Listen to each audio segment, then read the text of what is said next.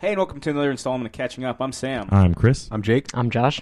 And we're back, and hoo boy! So, about a month or so ago, we talked about the Fantastic Four at some length. Here's the thing. As much as it pains me to admit this, I feel like, unfortunately, not a lot of people give a fuck about the Fantastic Four. You don't give a fuck about the Fantastic Four, and even if you think you give a fuck about the Fantastic Four, you probably don't give a fuck about the Fantastic Four. I know for a fact I don't give a fuck about the Fantastic Four. Yeah, and that's a shame because they're like the Marvel superhero team that started it all. They're still like, it's a great book, when it was in publication. Yeah, I was about to say, didn't it get cut out? It got cut because, Marvel doesn't want to promote stuff that other studios have the rights to, including Fantastic Four. And having seen the Fantastic Four movie this week, Jake and I know why. Yeah. I feel like Fox is doing a good enough job ruining their the movies that they have the royalties to anyway. Well, they don't need Marvel's help for not promoting. we have seen the Red Band Deadpool trailer. We though. have seen X-Men movies. Yeah. Trailers aside, we have seen actual. There are fucking completed films. Yeah. There are and there's even extra completed films that are I can only imagine are worse than the director. I'm speaking of the Rogue cut of Days of Future Past. Yeah. I haven't seen it, but I read a synopsis of what happens with the extra Rogue scene, and I'm like, that makes sense. That was cut. I would cut that. It's funny. Bendis said he wished that was the movie they released in the theaters. Oh yeah, that's cool. Okay. To each his own. I haven't seen it yet, so I can't really talk. Me neither. I think it's ridiculous, and correct me if I'm wrong, but the last I remember hearing, you could buy Days of Future Past, and you could buy the Rogue cut. It annoys me that they don't have just Days of Future Past with the Rogue cut as a special feature. They do. They do? If you get Okay. the Blu-ray for the Rogue cut, it comes with both versions of the film. Oh, okay. That makes sense. So for any of you guys that held out, unlike myself, to get Days of Future Past, you can get both. Yeah. But I'm not going to shell out another $20 to get a cut of the film that I might not like. That might be what was in my head, the fact that they released the original version and then later they released the Rogue cut, which totally their prerogative. They can do that, but it was another $20 just for a fucking deleted scene. Yeah, and reintegrated into the. I guess New Line does it with the extended editions. Movies get re-released all the time. You know, and half the time it's not even that worth it. It's just we have another shiny box. Ghostbusters. I keep expecting, the 30th anniversary, they could have released a version that had the scene at the fort. You really want to see the blowjob. Dan Aykroyd get blown by a fucking ghost. I really want Hobo Bill Murray and Hobo Dan Aykroyd reintegrated into the film, not just a separate deleted scene. Yeah, exactly. By the way, that scene's terrible and would have ruined the movie. Terrible. I know. I much more prefer the fort scene because I've seen shots, of that. And it's the shots from the movie. Shots are in the movie. Yeah, well, showing up to the fort, that entire scene looks cool too. There's no reason why they could have cut that out. Yeah, it's probably more of a timing thing, but I agree they could integrate it back. For all of our listeners at home that have no idea what the fuck we're talking about, go listen to our Ghostbusters commentary. Yeah, both of them are available now, but also there's a scene in the first Ghostbusters, if you haven't seen that movie in a while, where Ray Stantz straight up gets blown by a ghost. They don't show it in the movie, but it's hinted at. But they show it. It's very well hinted. It doesn't always have to be on the fucking screen. I'm just saying for the listeners that are like, wait, what? I don't remember a blowjob. There's undoing of pants, and then there's Ray Stantz blowjob face. He gets blown. But yeah, to go back to the Fantastic Four, man, that's a movie that it starts out promising enough. I'm going to kind of go into spoiler land like we always do. Nobody cares, I'm sure. Nobody gives a fuck about Fantastic Four. I'm the one that's always toting no spoilers, and I'm talk about it at length. Yeah, I don't care. It starts out, and you can tell I feel like that's the movie Josh Trank wanted to make with all these camaraderie, established, and you see the Reed's motivations and his relationship with Johnny and Sue and Victor Von Doom and Ben Grimm. Jake, when would you say the movie just shits the bed and never really recovers? When when they get drunk and decide to go to Planet Zero, aka the Negative Zone. But I will say real quick, AKA the Phantom Zone? yeah. What I will say real quick, my quick tiny history of the Fantastic Four. I didn't give a fuck about the Fantastic Four. I wanted to give a fuck about the Fantastic Four, so I read a good chunk of the Jonathan Hickman Fantastic Four. That's like the best Fantastic Four. And It's awesome. I really started to give a fuck about the Fantastic Four. I really started to enjoy them as a family, not as a team, just as a family and as this unique thing to the Marvel Universe. Because you got the Avengers, you got the Justice League, you got the Doom Patrol, but the thing that makes the Fantastic Four, and I like the Doom Patrol, and I like the Justice League and the Avengers too, but the thing that makes the Fantastic Four cool is, like, they wake up and they eat cereal together before they go out in the day. They have plans. They have not normal lives. But they have family excursions. Yes, exactly. There's a great thing on CBR. It's like the 26 times the Fantastic Four had a good time on the front cover of a comic book. There's a lot of Fantastic Four stuff on CBR and stuff to be like, hey, please read the Fantastic Four, because like Sam said, up until I think by the time this episode posted, I think it'll be done. But Comixology had a big Fantastic Four sale. Mm-hmm. I definitely had to get some books off that. But and also we were saying, I feel like that's the most fun Stan Lee had doing a comic book. That's the vibe I get, because it still works really well. Unlike there's some moments. Well, unlike the other things he created, Hulk, X-Men, Avengers, Daredevil. Yeah. He wrote Fantastic Four for well over 100 issues. Yeah. Like, he's stuck with that book. And funny enough, he doesn't have a cameo in this movie. Ooh. But yes, so I was like, wow. And then if you've listened to any of the podcasts, you probably would have heard, when the first couple of trailers came out, I was excited for it. I really wanted this movie to do well. I wanted this movie to prove everyone else wrong, that the Fantastic Four could be a good movie. I liked Chronicle. I really love the cast of the movie. Yeah, and so I was so in this movie's corner, and even going up to like the movie starting, I was like, I hope that I don't even give a shit if I'm the only person who likes it. I want to like this movie. And like Sam said at the beginning, we didn't look at each other, but we kind of had that little mental thing like, is this the same movie people are shitting on? Because again, right off the bat, this movie does not deserve a fucking 9% on Rotten Tomatoes. Okay, it doesn't deserve like a 40% on Rotten Tomatoes. Closer to 40%, but a 9% is fucking ridiculous. Absolutely out of its mind. That means it's by that. And I know it's like a culmination of it's whatever, but fuck you. It does not deserve a 9%. That means it's got a worse rating than any Transformers movie. Yeah, and I will say right off the bat, for people going, oh, you're biased, I didn't like the movie. Okay, so I'm getting that out right now. I didn't like the movie, but it doesn't deserve a fucking 9%. And I can say that based on the trailers, probably better than most of the Transformers movies. Very funny. A lot of the trailer isn't in the movie. No? Yeah, we'll touch on that in a second. Yeah. But okay, here's one. You remember when the Thing is like free falling? Yeah. And they're like 2 minutes? None of that's in the movie. That's like the only part that was like, oh, that looks cool. Nope. The part when we were kind of laughing at before, when Doom's like lying on the table and he's like, something's coming or whatever, and then Reed's like, what's coming? That's not in the movie. They don't fucking interact face to face. Ben Grimm never plays baseball. Never plays baseball. I was waiting for that. And not as the Thing, but as Ben Grimm. Yeah. That would have been fucking hilarious. Anyway, it's clobbering baseball's time. Yeah. And so, the movie starts off and there's, the interaction of, and again, it's so much about the interaction of these people and believing that they care about each other.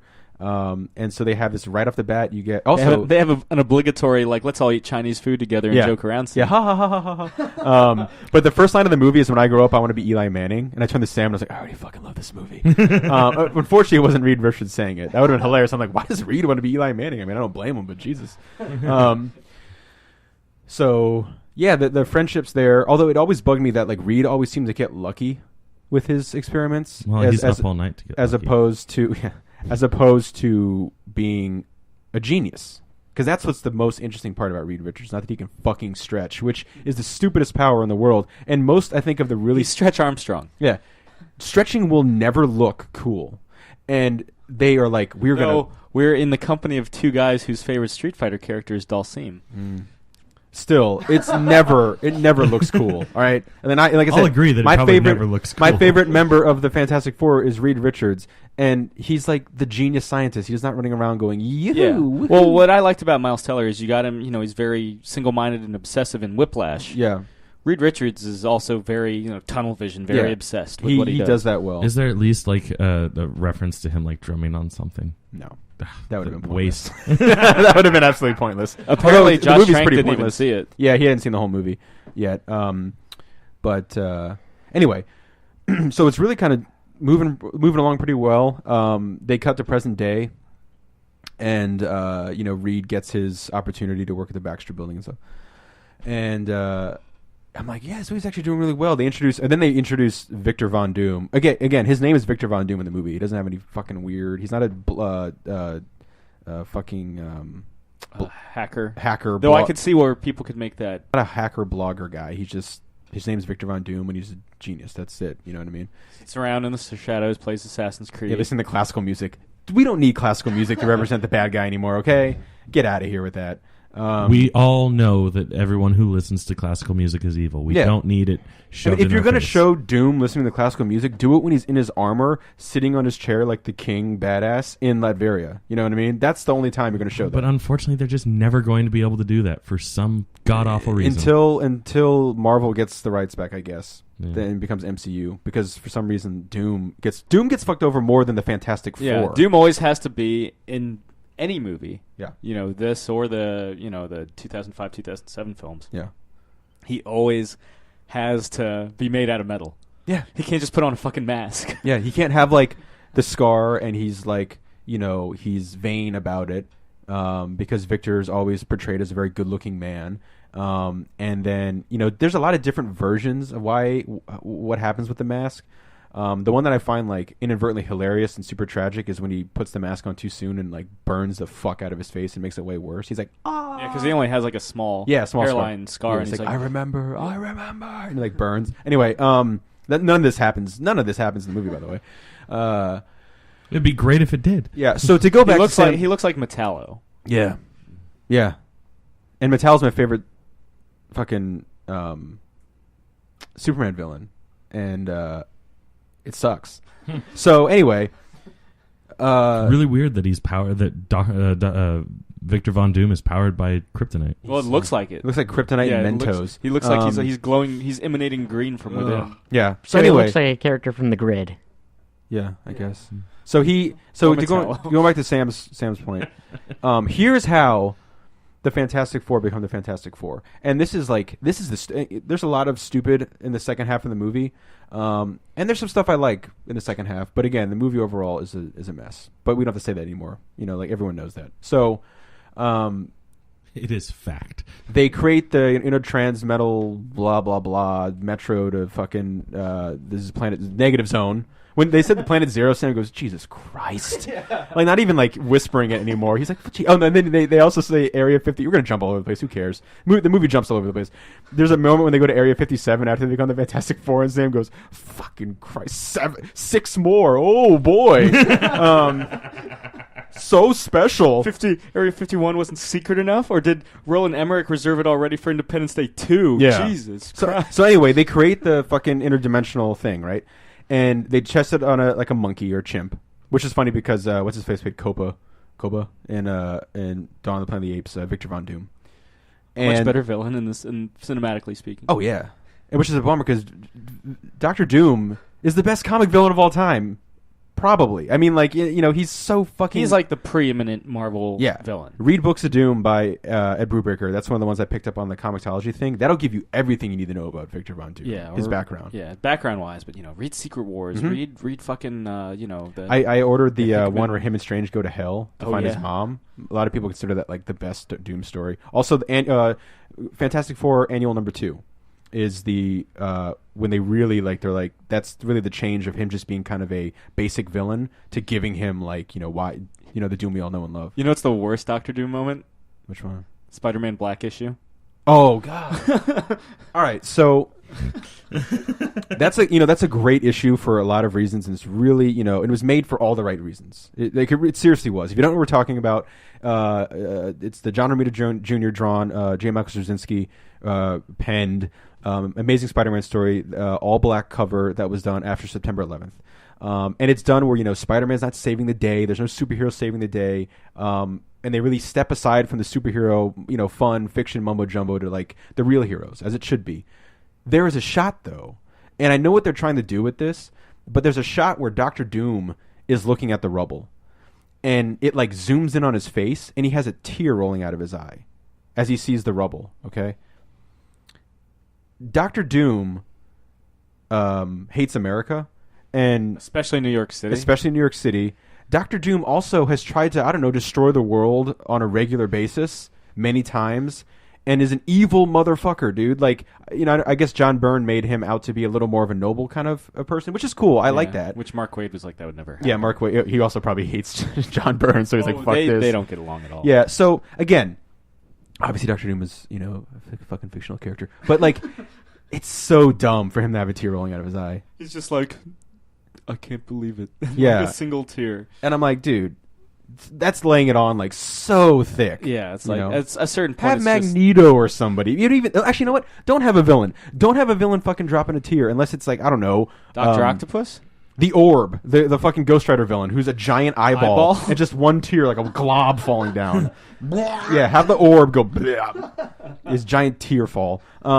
He gets fucked up so bad, the Jason Aaron one, that when you meet him in the hospital, he just has tape covering his eye because it got like poked or whatever. He also gets fucked up. He's one of the big bads in Original Sin. Yeah, that's right. Yeah, he's fucking hilarious though. He like won't shut up when they bring him back. They're like, shut up, and he gets his hand blown off like when they're going into a battle. Anyway, God, we're jumping all over the place. I'm sorry.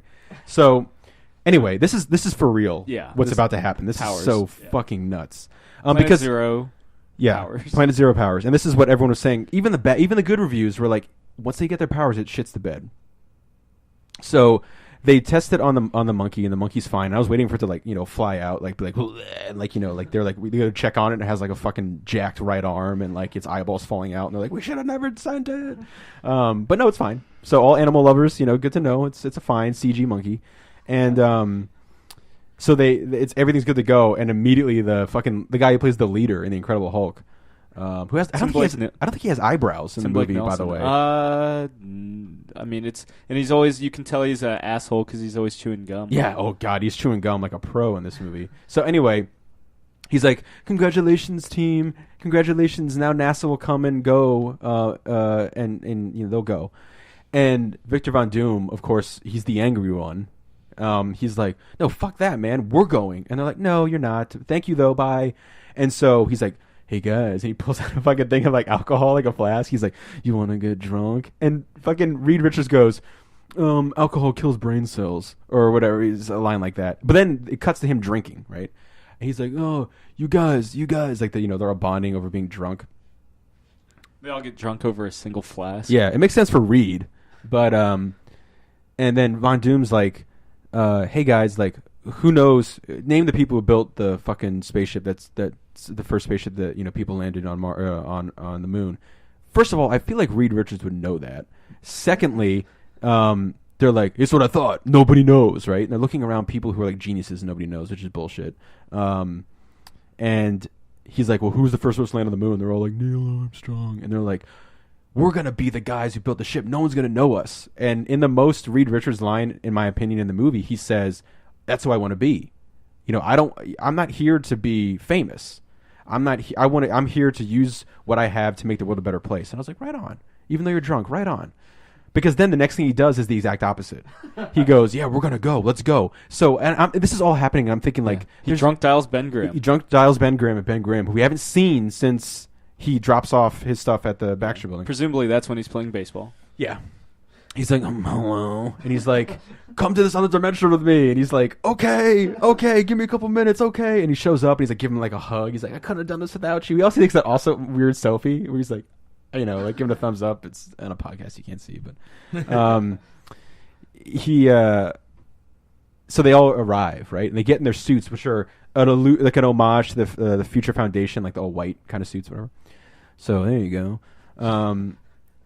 So they put the suits on, and all this time I'm thinking, where the fuck is Sue?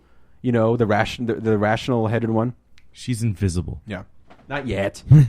And yeah, and so they're like, we're gonna do it. So they all get into their like fucking pods, and I'm thinking in my head, if this goes the way I want it to go, I'm fine with everything that just happened. If it goes the way I think it's gonna go, and I don't want it to go, then this is where the movie has shit itself. So they're all getting ready to go, right? And they turn it on. They're getting ready. Like, they're like, yeah, woo! And they have an American flag. It's like, if we get there first, fuck it, we're there first. Who cares? And Sue, on the only computer in the entire place, gets an alert that says, hey guys, they're moving.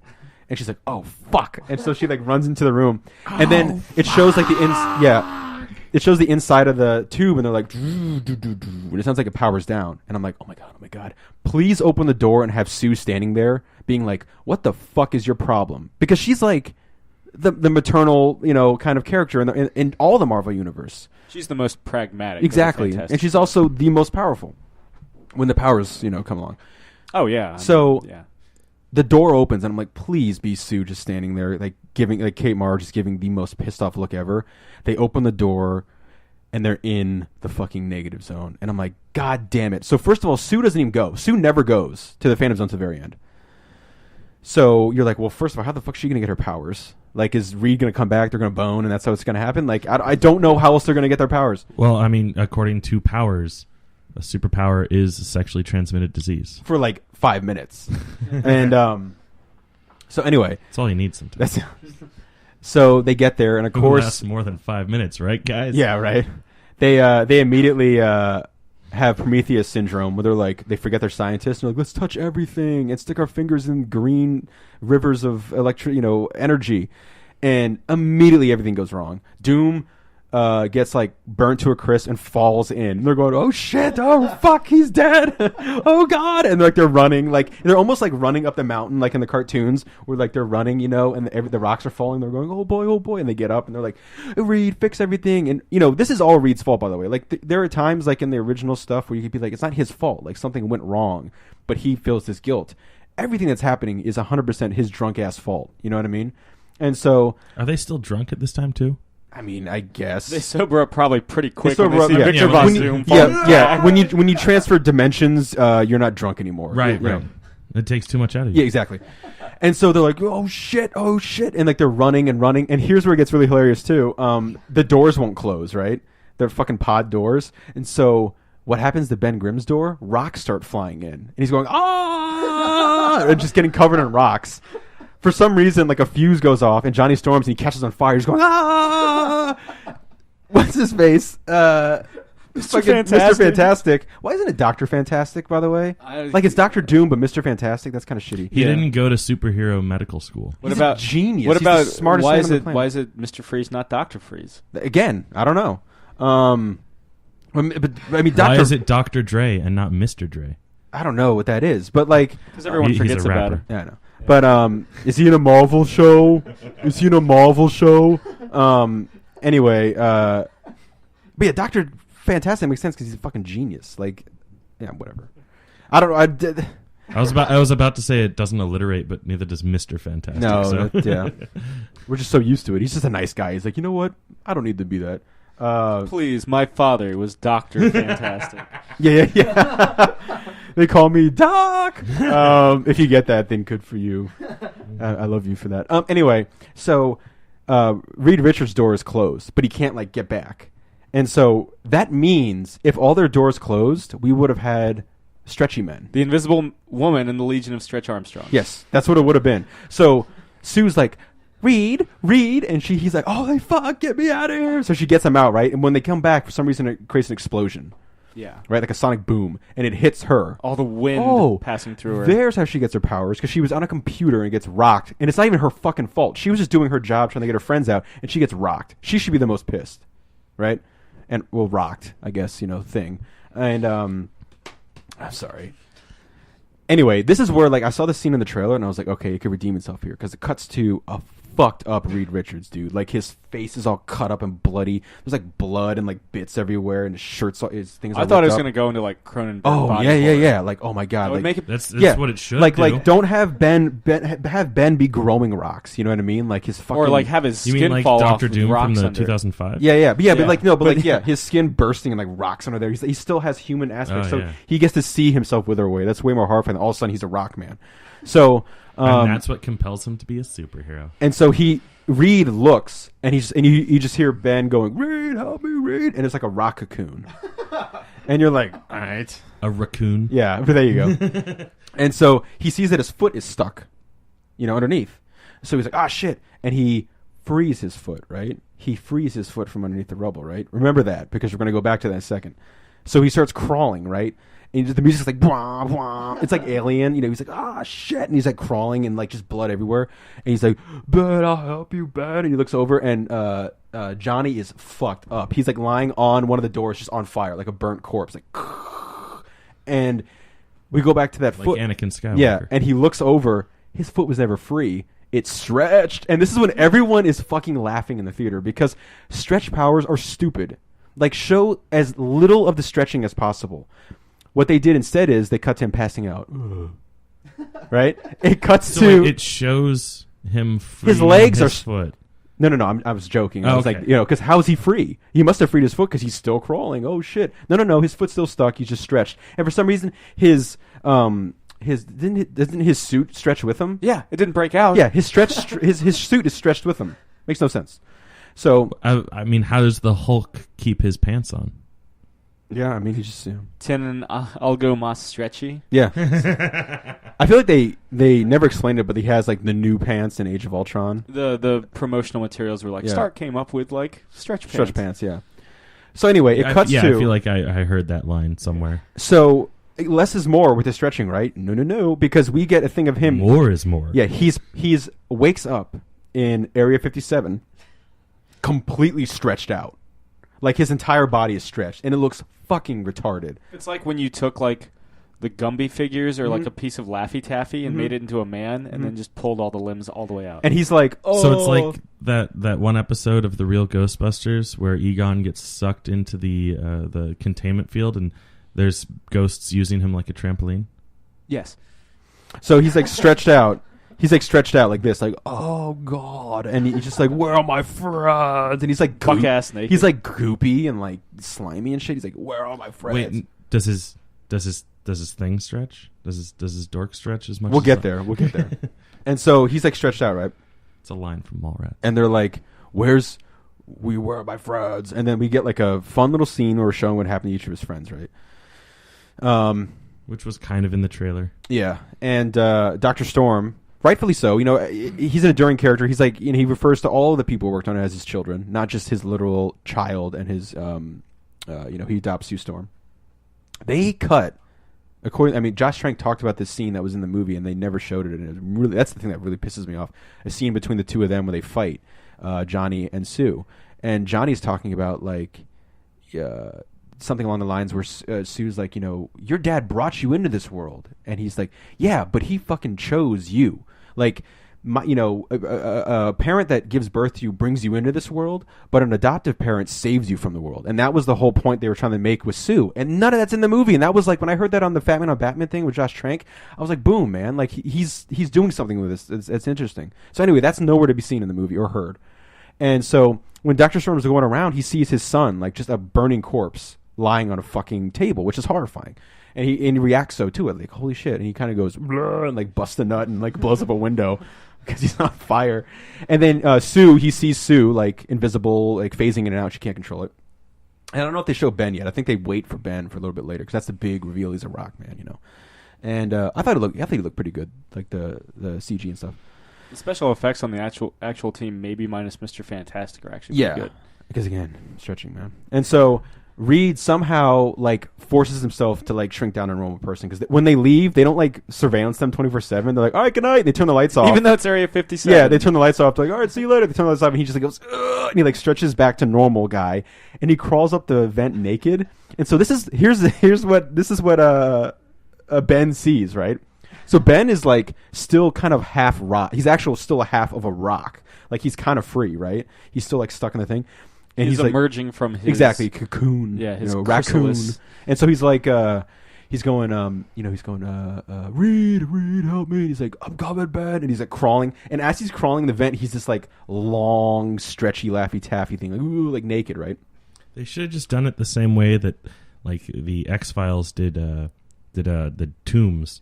Because Tombs was one of the first like monsters that the X-Files had to They killed the escalator, right? Yeah, in his second appearance. But like his thing was that he's stretched. Mm-hmm. Like that he was a real life Mr. Fantastic kind of. Like he couldn't like stretch like ridiculous amounts, but he could stretch his body. He could fit inside an air duct, like a normal, like not a diehard air duct, but like a real air duct. Yeah. And then he went on to marry a 17-year-old in real life when he was like 50. He's that guy. I forget the girl's name, but like they were a thing like 10 years ago. Maybe not even 10. But yeah, he was a real life weirdo. Back to Fantastic Four. So Ben is like looking up and he's like, Reed, and he's like, I'm gonna save you, and you're like, okay, good. Like that's Reed's thing. Like he's always trying to save his friend.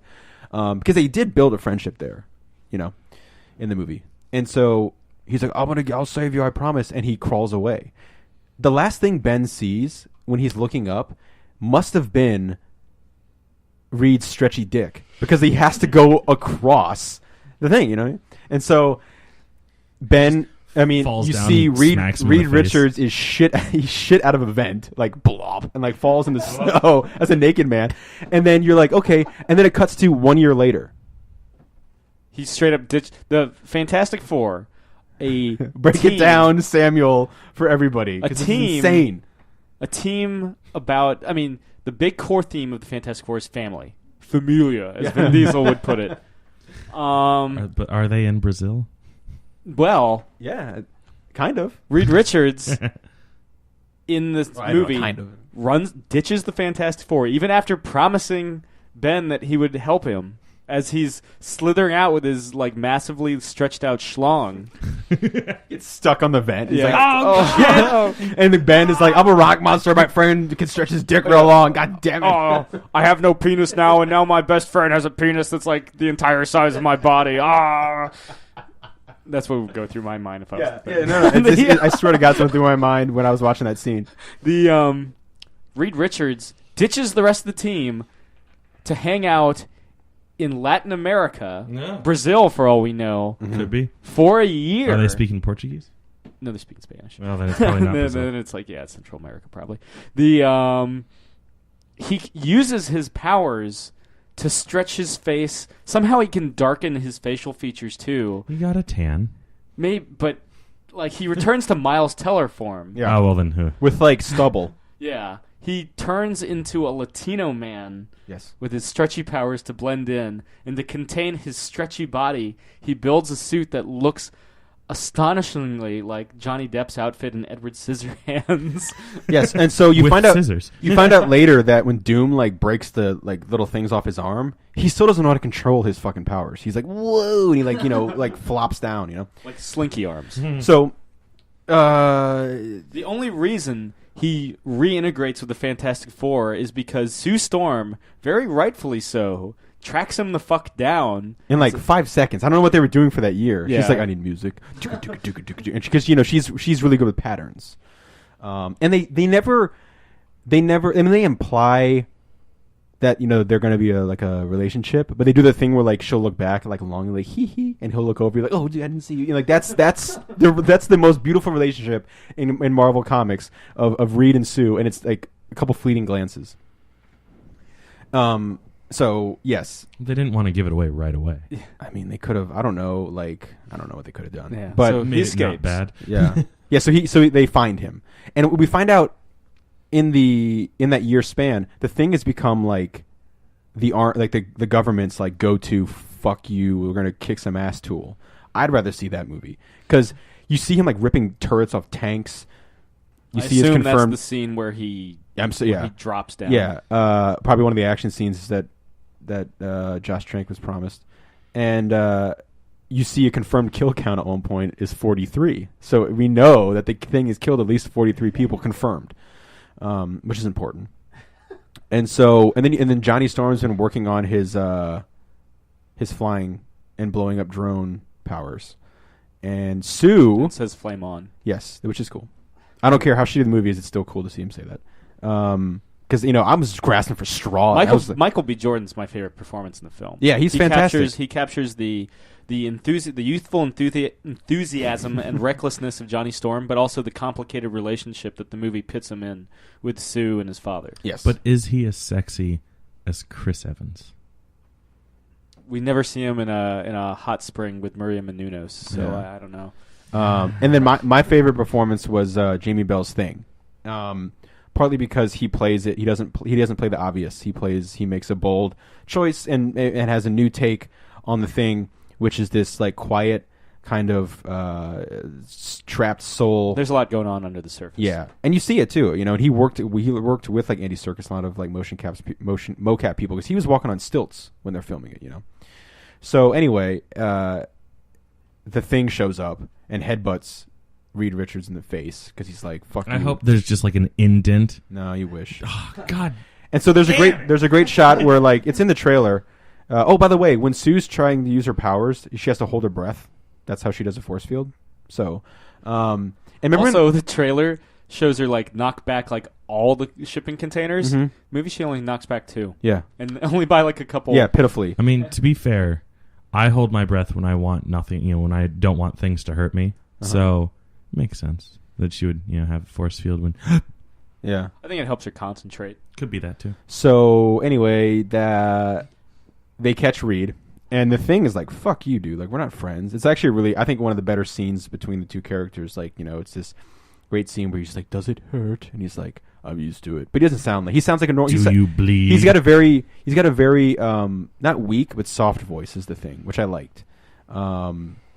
And so anyway, blah blah blah. They send some new people and new suits. Oh, and then remember they show they make the new fucking portal thing, and Reed's like, "They've made it ugly," which is stupid. And then they say, because the first one was stupid too, it was ugly too. So anyway, they send new people. You find out, holy shit, Victor Von Doom's still alive, and his suit has been contained to him, and he's covered in like metal and green. So like he's like, oh, and he's wearing like a hood, and and the green. Yeah. You could talk, Josh. if you want.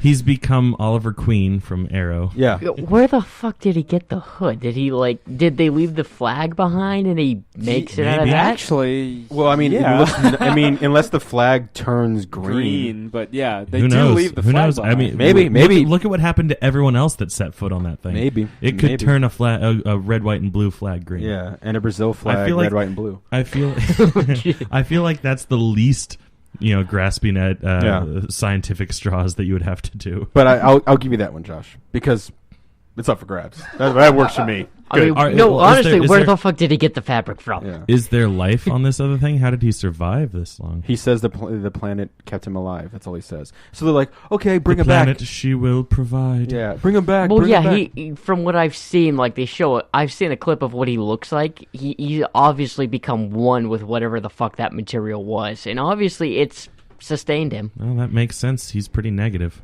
Yeah. Hey. And so they bring him back, right? And I was thinking of that scene where like it was gonna be him and Reed talking, and the leader guy is like, no, I'm chewing on his gum. No, I'm gonna go talk to him. And gets his head blown off. Like basically, Doom can like burn your head and then pop it like a If he zit. concentrates hard enough, your heads explode. So And he's then a scanner. yes, yeah, pretty much. And so this leads to my favorite scene in 2015, where he gets up, okay, and he doesn't. It's just him standing there, like like naked but contained Silver Man, and he starts walking, and the music's like whom, bah, bah, bah, whom. And my heart was racing. I was like, this is so fucking badass. You just see him walking down It's corridors. one of the Josh Trank scenes. Oh my god, it's so. Look, I know I'm shitting on this movie, blah blah blah. It does feel like something out of Chronicle. I fucking love this scene so fucking much. And he's just walking down the corner, like just doing it. And he's not running, and it's not even like a confident, like fuck you, just a normal walk. And So he's it's just not Tom Cruise moving. no, and he's just fucking killing everybody. Heads exploding. Ah, shit! People's heads popping in masks, like in their containment suits. And then he stops, and there's like a bunch of guys with guns. He's like, "Fuck you, I'm Neo now," and he can stop all the bullets. And one guy is so scared, he's like leaning up against the wall, like, "Oh shit, oh shit!" And he dies in the process. He's like Scarlett Johansson in that that movie. Lucy? Yeah, yes, the 100% movie. and so he kills everybody, right? But then the scene ends. It's really quick, and then I was like, "Oh shit!" Because then it goes to like. He fucking kills Dr. Storm. He's like, "Oh, you're fried now." Yeah. And then they're like, "We have to go. Find you. Yeah, I'm we gonna have to kill go you. save him." And so they all go to the negative zone because he makes like a black hole to like swallow the world, and they get to the negative zone, and they each try to fight him one at a time, Of course. like every Power Rangers episode, and they go, "Oh shit, we can't fight him by ourselves, but if we team up," and they all team up. Which happens in But the funny enough, 2005 movie too. yeah, they team up and they fight, and Reed Richards gets a couple really good like mile-long jabs in with his stretch arms. Ugh. Didn't see these coming. Yeah, woo. And then Doom fucking explodes. But not first before the thing does go. It's clobbering time. He fucking punches him into the black hole. And it's pretty awesome. Yeah, but isn't also I heard the story behind his reasoning for using the phrase in the film is one of the worst to come up with. In the for beginning, when I first heard it, I was like, "That's stupid." But then I was like, "Whatever." He's like turning a negative into a positive. Like he grew up as a cobbler. Yes. And he's like, "It's cobbling time," and it just got stuck in his head. I wish it was even that. Because in the beginning of the movie, he's like they live in like the grim mechanical yard or whatever, junkyard. And his brother at one point he says it's so fast you can barely hear it. He goes, "It's clobbering time," and he smacks him upside the head. And his mom goes, "What the fuck?" and like smacks the brother. And she's like, "You don't hit your brother." And then Ben Grimm finds and Reed then they Richards. start making fairy tales to terrify little children. Exactly. Because of Grimm fairy tales. Yeah, the got Brothers you. Grimm.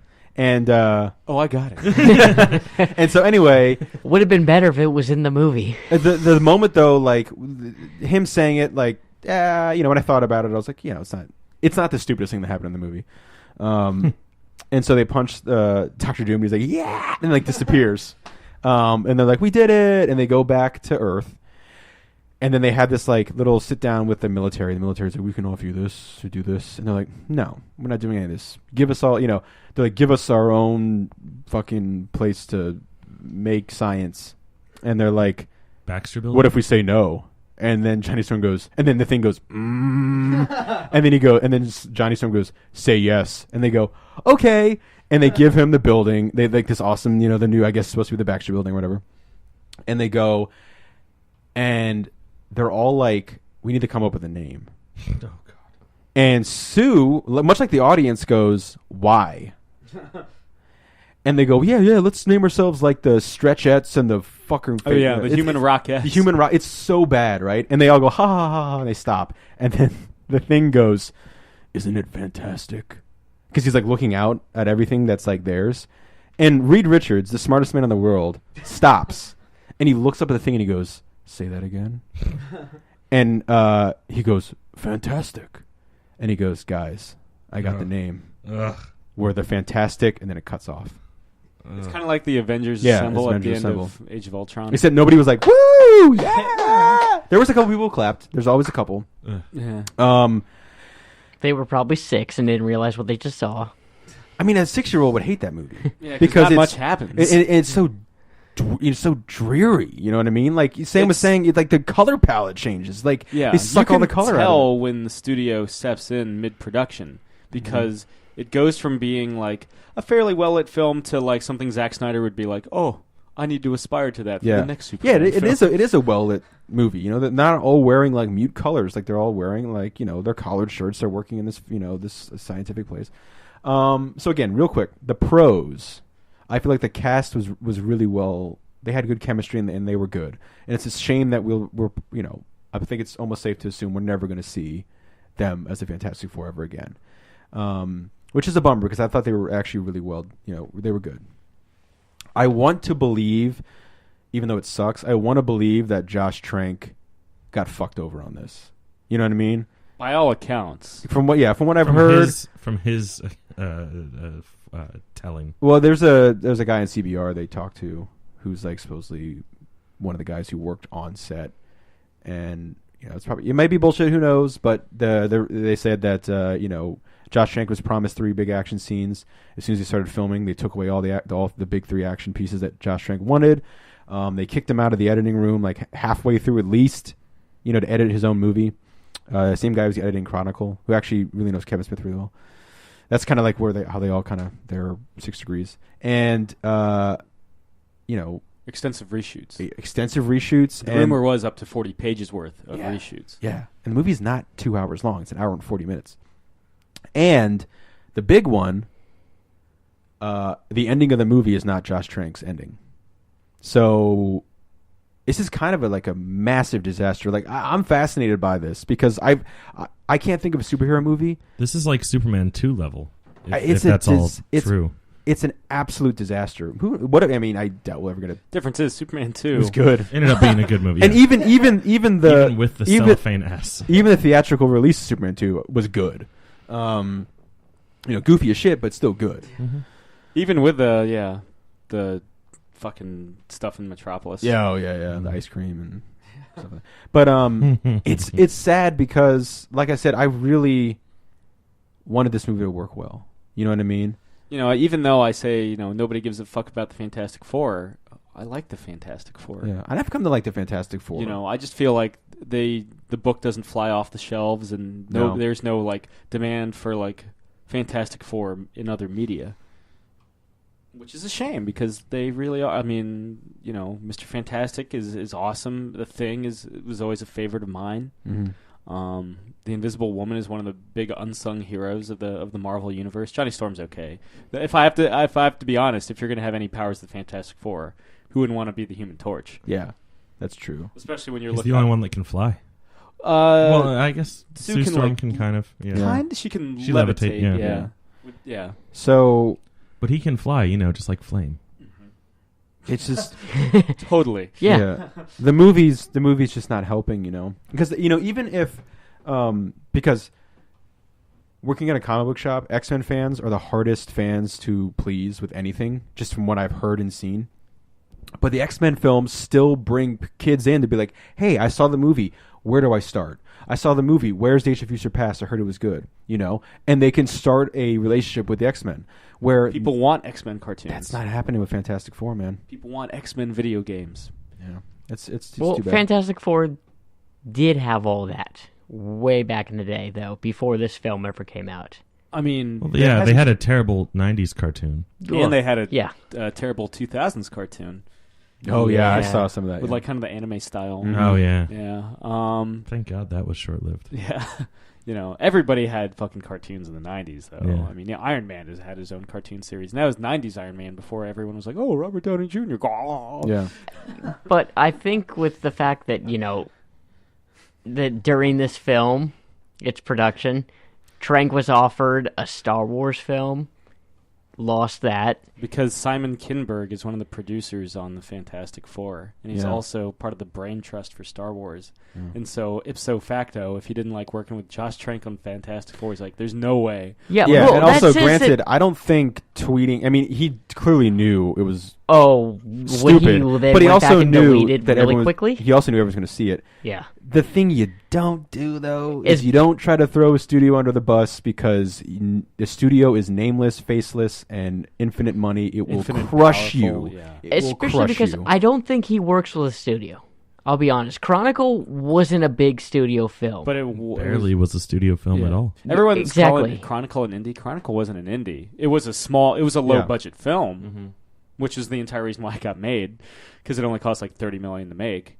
But it was still like distributed through 20th Century Fox, and that's what brought them to their attention for Fantastic Four. right, but It was like it was more like a Fox Searchlight Yeah. kind of thing. I get the feeling though, Trank is the kind of guy where like someone comes into the room and say, "Hey, I want to try this."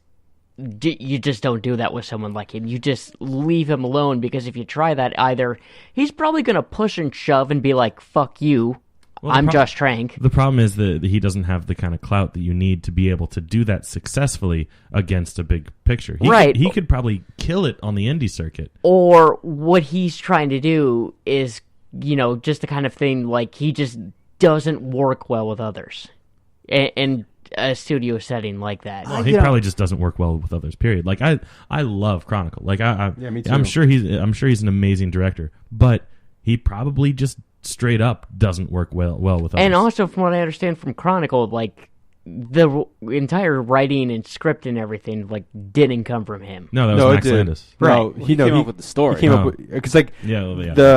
I'm listening to the Fat Man on Batman 3-parter. There's supposed to be a fourth one. I don't know by the time this comes out if they're going to have the fourth part because they were talking. Kevin Fourth Smith, part's going to be a whole lot of shade being thrown at everyone else. Probably. maybe I don't know. I'm really interested to see what happens because Kevin Smith is supposed to sit down and talk to him about the release of the movie, like how it's doing. Yeah, he's just going to throw So- people under the bus, probably. The thing is, which I was surprised to find out, Chronicle came from Josh Trank. Josh Trank was writing scenes. He was the key person who came with the idea for it, and then he met with Max Landis and said, "Will you write a script about this?" So the brainchild in terms of not writing it on the page is Josh Trank. So like story by Josh Trank. Story by script Josh Trank. by Script by Max Landis. Now Max Landis has definitely, he's the guy who fucking wrote it. And American Ultra next I week. can't wait for I that. can't movie. wait for that.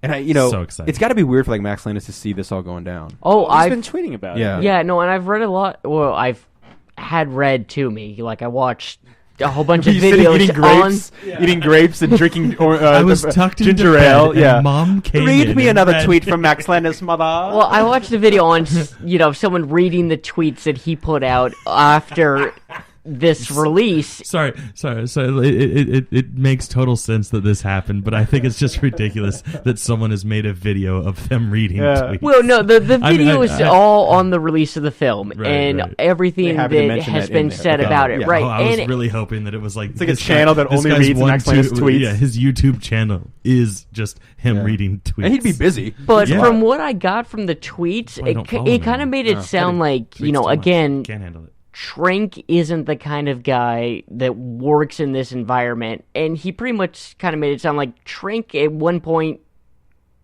like, just lost it on this film. I've heard that. Yeah, it was combative. Like, it was either like he just lost the drive and passion, or he just went probably when it insane stopped and being his started Yeah, I fighting mean, the dude's been everyone. working on it for 4 years. Like before Chronicle came out, he was already working on Fantastic Four. And the thing is, Which I don't understand, because from what I've seen of all the X-Men films, to the exclusion of Last Stand, yeah, and from what I've, everything I've heard and seen for the Deadpool film, Fox doesn't seem like the kind of studio to take these properties and then just turn it on its head and destroy who's ever look at working the on other it. two Fantastic Four movies. Also, And again, those Fantastic Four And films the- I felt were the closest to what the characters were It's all- and the kind of story. and it's the all Wolverine retroactive origin. now, though. It's kind of like what happened. Like Superman Returns, and I know it's Sam's favorite, and I actually, even though shit I don't like it, but the same thing happened with Man of Steel. Everyone's like, before Man of Steel, everyone's like, "Fuck Superman Returns." That movie's fucking stupid, man. He doesn't even throw a punch. That movie's stupid. And then Man of Steel came out, and throw they're a punch in Superman the movie. Yeah, either, this is you true. Fucks. He goes, but the people are stupid. And then Man of Steel came out and they go, "Hey, you know what movie was fucking cool and underrated? Fucking Superman Returns, man." The People said same, that? yeah, the same thing's happening right I now. always felt that way. The same thing's happening right now with the Fantastic Four, and they were like, "Hey, did you ever see the 2005 Fantastic Four? Maybe it was stupid." And then they saw the new Fantastic Four. They're like, "You know what movie wasn't bad? 2005 Fantastic Well, Four." now that they have a piece of perspective. Well, No, because they it's stupid. they felt like a family unit. And, it's a more complete movie, sure, yeah. and it And had there's a sense of fun to him. well, Yeah. yeah, well, And again, Doom looks like Doom. And Galactus is a cloud. yeah, outside Doug of, Jones is Silver Surfer.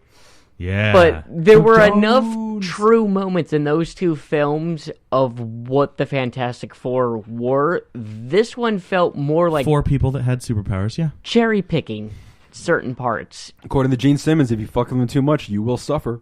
That was his tweet. No, I hear what you're saying. Josh. But also you're saying all this stuff about the X-Men films not getting as tampered with by Fox. Those are all like established directors, and if you remember, there was reports of some big blowups between the studio and Gavin Hood when it came to X-Men Origins Wolverine. Curiously, the worst of the X-Men movies. Also, Yeah. here's something. The Fox first was time gonna Fox ruined Deadpool. Fox was going to take their time with Fantastic Four. Because the thing is with X-Men's it's been working since the beginning. So they're like, "All right, go. You know what you got to do. Go do it. We're not going to fucking fuck with you too bad because we know what you're doing and it works." With Fantastic Four, they're looking for something. They're looking for something new because they're thinking like you're saying, And something to help keep the rights in house. even though those two, that's the most important. Yes, that's the biggest thing. But the thing is, you're saying with the Fantastic Four 2005 and the sequel 2007 Silver Surfer movie, it's close to the source material, like close-ist as it can get. All the studio saw was people didn't really like that. And so they were like, okay, well, here's a young, upcoming indie filmmaker who just made a fresh take on the superhero genre as a found footage movie. Let's have him try. And when they saw that, you know, they give the guy the keys to the big rig and he's having some trouble with it, they start panicking. And then it becomes this absolute nightmare mess of a movie that it's become now. And that sucks. I feel like it's equal parts. Oh blame. yeah, I mean, I'm not saying Josh Trank isn't to blame. I mean, you know, I get the vibe listening to the Kevin Smith thing that he's very opinionated and very much, this is the way I want to do it. This is the way I want to do it. But it just sucks. Like, I feel like he didn't even try to meet anyone halfway on some things. Well, I mean, we don't know that. Like, we'll never know that. You know, like we weren't there to see if. Yeah, he's all like, we can do is look at the tweets. Yeah, the tweets that are deleted. Again, that's from and people have worked with him in the past. That's one of those things where like he's probably getting hit with so much shit that he was like, you know, when you write a letter and you never send it, he was probably like, oh, the movie I made was fucking good, and he sent it and probably immediately was like, well, that is actually even worse now, because even though he thought that in his heart of hearts that the movie he made was the movie that was going to get good reviews, that dude is in like a living fucking hell right now. I mean, good God. Like, think of like the worst thing you've done, like, you know, or like, you know, I don't know. And then it's just like, hey, it's even worse than you expected because it's not going to finish number one at the box office. It made $26.2 million opening weekend. Ghost Rider Spirit of Vengeance made $22 million on its opening weekend. And that's Ghost Rider Spirit of Vengeance, which is one of the worst fucking movies ever made. And the second of the two, so people knew that it was probably not even going to be as good as the first one, which arguably wasn't that I'm great. very much a hypocrite because the same thing happened to me when I was like, man, the first one sucked. And then Spirit of Vengeance came out, I was like, the first one's not that bad. So I can see where people are coming from. Like, but it's this weird thing, though, like, it's people like totally change their entire people suddenly act like they've never said a bad thing about the old ones. And it's like, look, I haven't watched the 2005 and 2007 one in a while. I've watched the Silver Surfer one more recently because I was in a Doug Jones kick probably 2-3 years ago. I watched it. I mean, it's Doug Jones. It's Doug Jones. And, you know, there's some fun moments in it, but Fantastic Four, they just can't get off the ground, dude. Like, they can, you know, they take off, they're a couple feet, and they just got to land and again. also, I heard things like they told the main cast, we understand there's a shitload of source material, a.k.a. comics, you can go and read. Don't you dare research these characters at all. They pretty much, they flat out told them, don't look into what the characters are like. I mean, I find that hard to believe. They probably, don't you dare do it. Yeah. No, what I think, like, here's what happens. Josh Trank tried to make, and by his own admission, he tried to make a film that was more science fiction than superhero. And by that rationale, he succeeds. Mm-hmm. But it shits the bed so hard. Yeah. Is the Fantastic Four the worst movie I've seen in theaters this year? Yes. Is it the worst comic book movie I've seen? No. Is it the worst comic book movie I've seen recently? Again, no, because I saw Teenage Mutant Ninja Turtles last year with you three. Yeah, that's the migraine that rocked the world. Yeah, I didn't get a migraine from this movie. Yeah, I got 2 middle fingers straight up with this movie. And not even straight up the ass. You would have enjoyed that. Yeah. Well, I was given middle fingers. Also, the weird thing is Trank hired his buddy to write. It's probably a script that we'll never see. But the first script that he hired him to write, his buddy is like a massive Fantastic Four fan. And again, that same shit. Now, whether the studio lied and they changed his name back to Victor Von Doom, these are the same people who told us his name was different and he was a hacker. You know what I mean? Toby Kebbell in press interviews for Fantastic Four straight up said, his Victor name originally was Victor Domshev. Yeah, and wasn't he originally going to turn into like some like swamp-like creature-looking thing, which I assume was very close to what this one looked like. Please. Supposedly, it's the hardest thing in the world to happen. But again, 2004 or 2005, 2007, he had his, you know. They mentioned the country in this one too. Yeah, he's a very proud resident from it, and has they family lineage to it. They totally say, or they have the like forms the mask. that he's from Latveria. Yeah, they totally have that shit. Yeah. But they're like, now that we've satisfied the fanboy needs, let's go ahead and make him a Tin Man. Yeah, well, his mask he has in his office is from it. You know, family heirloom. Yeah. I mean, the same thing with fucking Destro in G.I. Joe. Oh, yeah, Yeah. pretty much. finally reached the long line of the clones. You Destro. What have you done to Yeah. me? That movie sucks too. Although, after the second one came out, you know what movie didn't suck? That's kind of true too. My entire thing is crumbling on itself. But here's the thing. Why? God, you're Whoa. such a fucking hypocrite, The, Jake. Yeah. the Rock is in Retaliation. The what? The Rock is in Retaliation. And he is And that movie's- franchise Viagra. Not for that one. Not for that one, dude. Well, that was the boner that lasted longer than 4 hours. Yeah, I guess so. But God, I'm glad Retaliation. yeah, didn't last longer than 4 hours. the Victor Fair, I saw the Damashov second or whatever one. his name is thing. That's so fucking weird. Because here's Josh Trank's rationale was like, on set they'd call each other that because it was stupid to say Victor Von Doom out loud, so they gave each other like fake names. And I don't know because Kevin Smith brings that up in the podcast. He's like, "Yeah, is his name Damashov? He's a blogger." And Trank's like, "No, it was never that. It was never that. Like on set, we would call each other different names because it was stupid." And I was like, "Well, that's stupid too." But I guess I don't know. Was the name Damashov or whatever in the movie, and they fucking overdubbed it later on or something, and they reshot that because they thought it was stupid? I mean, this movie is such a fucking mess, like an absolute mess of a movie. That's why you don't let critics watch it beforehand. True. Still not worse than 9%, but like a mess. Yeah. And yet, real quick, not the worst movie you saw this past week. I saw the new Vacation movie, and I thought that movie sucks so hard. Like, Well, the shit. thing is, I knew. Now that we've gone an hour on Fantastic Four. Yeah. Oh no, that's it. That's all I gotta say. No, I love the first Vacation movie. Christmas Vacation is okay. I don't care about the other ones. No European or Las Vegas? Nah. Chevy Chase does Certainly show not up. Las Vegas, but I like European. Okay. It has Eric Idle in it. Chevy Chase shows up and it's funny, but it's gross out gags, and they're like, we're gonna be like different than the original, and all the same gags rehashed. All the trailers seem too way the too trailer- self-aware. And like my sister and I went, and we laughed and had a good time, but the movie like sucked. Like it was that movie doesn't deserve a 9%, but I think it in a perfect world that movie is worse than the Fantastic Four. So there we go. And I just spent like an hour telling you how shitty the Fantastic Four was. So, and Chris, So you stay saw, tuned for our special episode next week. We're talking about Vacation. where Jake actually bitches about it longer than the movie itself is. you actually saw something that was good. Yeah, just this morning, like when I woke up, I checked movie times and I was like, all right, cool. I texted my dad. We went and saw Mission Impossible Rogue Nation. For some reason Not I Rogue can't- Cut. No. I can't get for some reason I can't get the subtitles of the Mission Impossible movies straight, even though Ghost Protocol's been out for a couple of years and none of the others have subtitles. Whatever.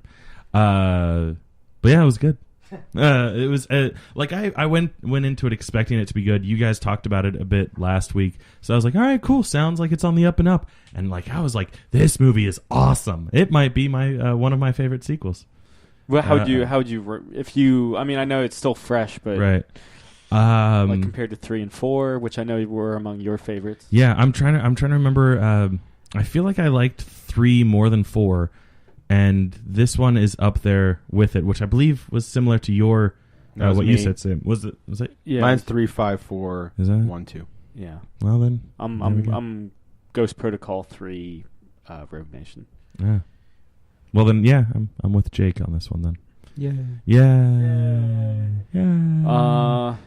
And I liked seeing basically like Tom Cruise and Simon Pegg in a buddy comedy for like the first half of it.